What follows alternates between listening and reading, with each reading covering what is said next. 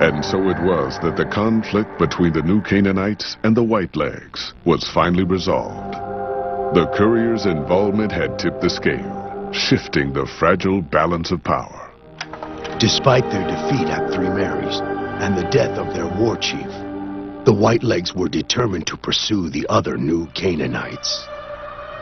But when they finally tracked down their prey in Colorado, they discovered the tables had been turned. The Whitelegs who survived the New Canaanites' ambushes were hunted down by dead horses before they could reach the safety of the Great Salt Lake.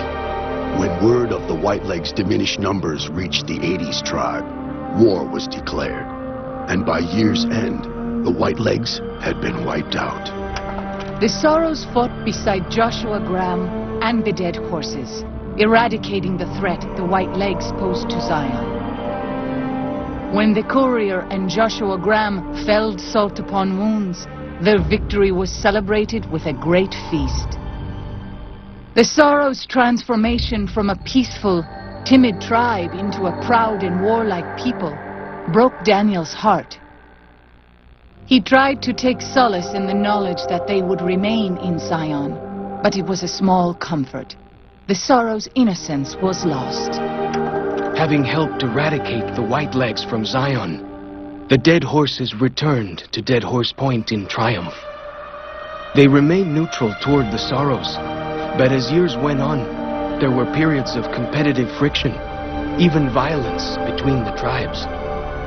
The New Canaanites, Daniel especially, intervened regularly as mediators, but found it difficult to reconcile the tribe's conflicts.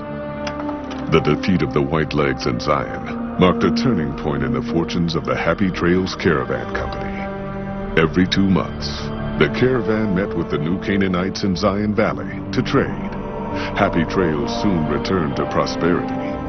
The vigilance of the Sorrows and dead horses in defending southwestern Utah, initially startling to Happy Trails caravans, soon proved a blessing. The tribes united against the 80s, driving them back from Highway 50, and thus opening yet another trading route for Happy Trails caravans. Follows Chuck took the courier's words to heart and decided that he would behold the sights and sounds of distant lands with his own eyes and ears. After returning to Dead Horse Point, he quarreled with his family and other tribe members about his ambitions. One morning, they awoke to discover that Follows Chuck had set off alone, westward, into the wilderness. He was never seen again.